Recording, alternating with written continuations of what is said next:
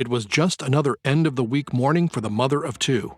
She was getting ready for work and the weekday school run, organizing playdates for her daughters, sending emails, and logging on to a remote work conference call. But this Friday morning would be different. On Friday, January 27, 2023, Nicola Bulley vanished into thin air, leaving police, family, and the United Kingdom baffled. The disappearance of Nicola Bulley is still an ongoing investigation that has highlighted some unexpected consequences for true crime enthusiasts over-eagerly trying to solve the case, and highlighted a complex subject of women's health that needs further research and social understanding. In this video, we will look at the timeline of the day Nicola vanished and what theories have been proposed by investigators and some keyboard detectives. Finally, we will look at a piece of evidence that authorities maintain that if they had known sooner, a very different approach to the investigation would have been taken. January 27th. After dropping her two children off at school at 8:43 a.m., Nicola started her walk along the canal to the River Wire. A dog owner who knew Nicola reportedly spotted her walking around the lower field with her Springer Spaniel, Willow. The witness stated that their two dogs momentarily interacted before she left Nicola to walk along the river trail. At 8:53 a.m., Bulley sent her supervisor at Exclusively Mortgages an email. She then joined a Teams call at 9:01 a.m., and 9 minutes later was spotted walking Willow on the upper field.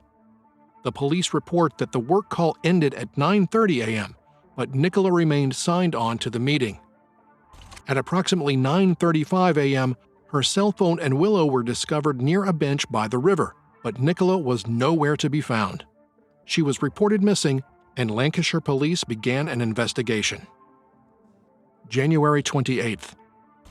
As part of the massive search effort for the missing woman, authorities brought in search dogs, helicopters, and drones.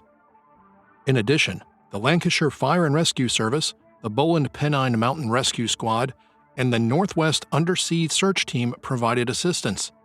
Despite the exhaustive search, Nicola could not be located. January 29th. Volunteers gathered in the community center to organize a search party for Nicola. Approximately 100 residents assisted while officers urged prudence. Officers deemed the waterway extremely dangerous. January 30th. Superintendent Sally Riley stated that officers are maintaining an open mind as to what may have happened. They affirmed that the disappearance of Nicola is not being investigated as suspicious. Paul Ansell, her partner, spoke at the family residence in Inskip and stated, quote, "It is just perpetual hell, utter disbelief.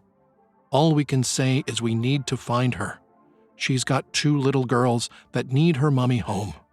We have got to get some good news now." End quote. January 31st. Police interviewed a possible witness seen walking a small white fluffy dog near the River Wire when Nicola disappeared. February 1st. Ernest and Dot, Nicola's parents, discussed their worries that someone has taken her. Ernest stated that the family dreads to think that they will never see Nicola again because he does not know how they will cope, quote, "for the rest of our lives," end quote. February 2nd. The authorities have established the identity of a second witness. February 3rd. Lancashire police conducted a news briefing and stated that their main working hypothesis is that Nicola had sadly fallen in the river. Superintendent Sally Riley stated that a problem with Willow may have urged Nicola to the water's edge and she fell into the icy water. The detective also verified that they could not account for Nicola's movements during a 10-minute period. This is between 9:10 a.m., the last verified sighting, and 9:20 a.m., when Nicola's phone was presumably on a bench while connected to a business call. February 5th. The squad, headed by the investigation specialist Peter Falding, volunteered their skills for free. Mr. Falding also implied the involvement of a third party. February 7th. Police claim they have investigated every criminal element as they remain fully open-minded regarding her disappearance. The police have not yet identified a suspect in Nicola's disappearance, according to Superintendent Sally Riley. Additionally, the investigator cautioned amateur investigators against entering the potential crime scene. February 8th. The dive crew concluded their investigation, stating they had done everything possible to find her body. February 15th.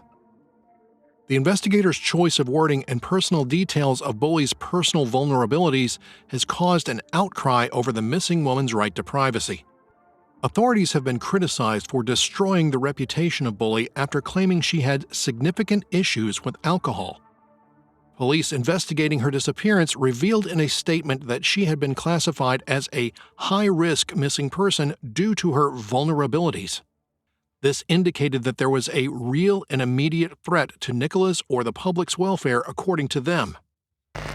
The Lancashire Police Department stated, quote, "Sadly, it is clear from speaking to Paul and the family that Nicola had in the past suffered with some significant issues with alcohol, which were brought on by her ongoing struggles with menopause, and that these struggles had resurfaced over recent months." End quote. Police claim they visited Nicola's house the week before she vanished to check on her well-being. Nicola was called upon by a police vehicle containing officers and medical personnel. Their visit was related to her mental health and not a domestic dispute. Others have branded the police officers disgusting and misogynistic for disclosing confidential and private details about Nicola's personal life. One columnist commented that, quote, "Menopause and alcohol consumption may have nothing to do with Nicola Bulley's disappearance, but they have everything to do with the police's ongoing victim blaming of women." In a time when public confidence in the police is at an all-time low and their handling of women is under scrutiny, Lancashire Police issued a statement yesterday stating that they wished to put an end to rumors about Bulley's vulnerabilities. In what can only be characterized as an egregious mistake of judgment, Lancashire Police informed the world that Bulley is hormonal and has alcohol problems. Instead of easing the situation, the police threw gasoline onto the flames of conjecture.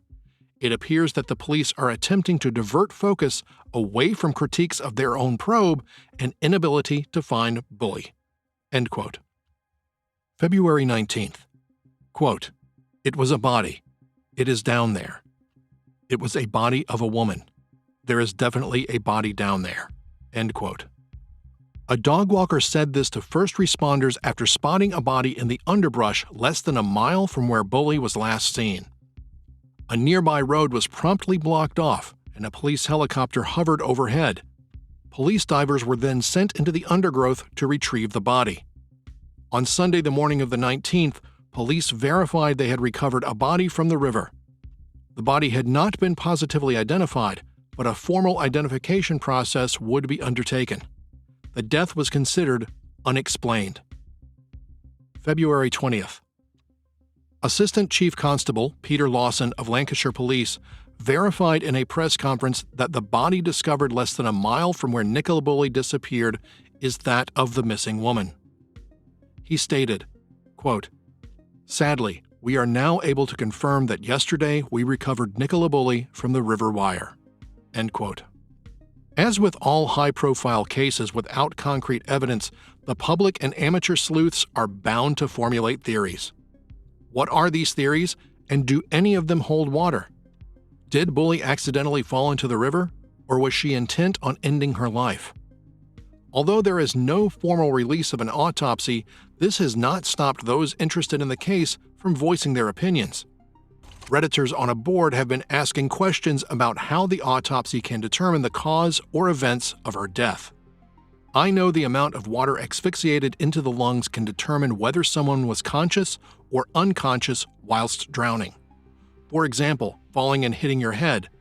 I assume there are other ways to determine if this was an accident or not. Other injuries marked consistent with accidents and such that coroners will have seen many times to expertly give their opinion on what happened. If Bulley had fallen into the river accidentally, numerous factors would have played a part in her death in a few feet of water. Alcohol, prescription medications, or both, inhibit natural balance and reaction times. Her prospects of surviving a fall into the icy water while wearing multiple layers of clothing were minimal. Within seconds of falling in, she would likely be rendered immobile and unable to move by cold water shock. The combination of panic and intoxication would make it very easy to inhale water and drown involuntarily. If she managed to maintain her head above water and continue breathing, she would be rendered incapacitated within minutes due to exposure. One glaring question on the taking of her own life hypothesis is asked by another Reddit contributor. For the taking her own life hypothesis, I have some questions. Why take your dog when you can leave him at the car or drop it at the house? Was she walking and suddenly decided in the middle of the walk to do that? During the Teams meeting? She clearly was filling her to-dos, dropping girls at school, walking the dog, joining work's meeting. I completely understand persons at risk might do this in auto-driving mode. However, it doesn't look as it was planned. Did she leave a note on her phone? If it was an accident, she wasn't chasing the dog because the dog was not wet, nor was she taking a selfie because the phone was on the bench, assuming she might have fallen because of that.